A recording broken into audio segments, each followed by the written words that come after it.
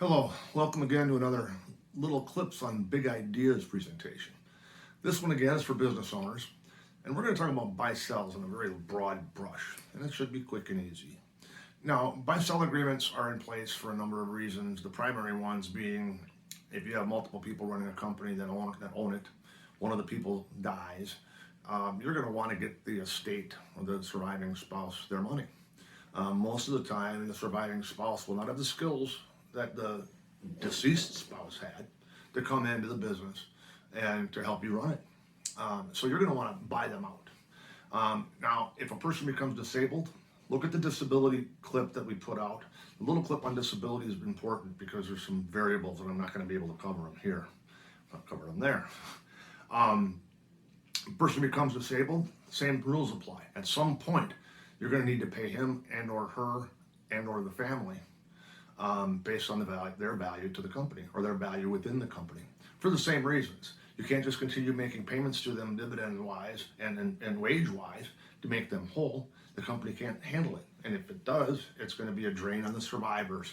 Buy-sell agreements, by the way, are really about the survivors, right? You want a smooth transition if you can get it.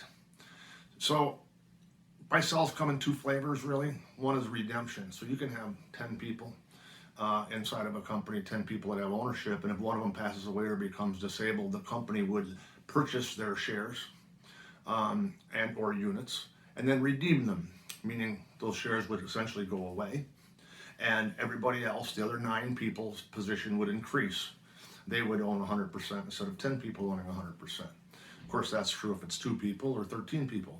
All right. Redemptions agreements are pretty good, except that there's one tax catch to them.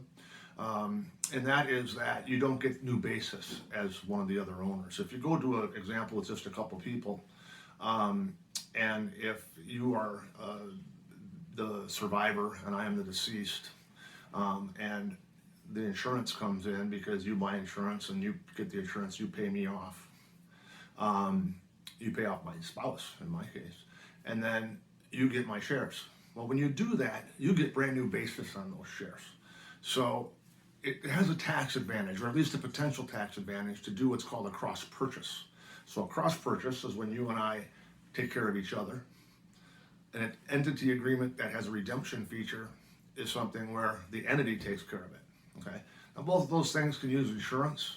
I mentioned wherever I can that you have like 4 times more likely to become disabled than you are to die during your working years. But those bets do need to be covered. Sometimes an operating agreement will have a buy-sell within it. If there is, you want to flush it out. If you don't have a buy-sell agreement, I suggest you get one. You can go online. There's hundreds of examples. Okay, an attorney should draft it. I'm not one.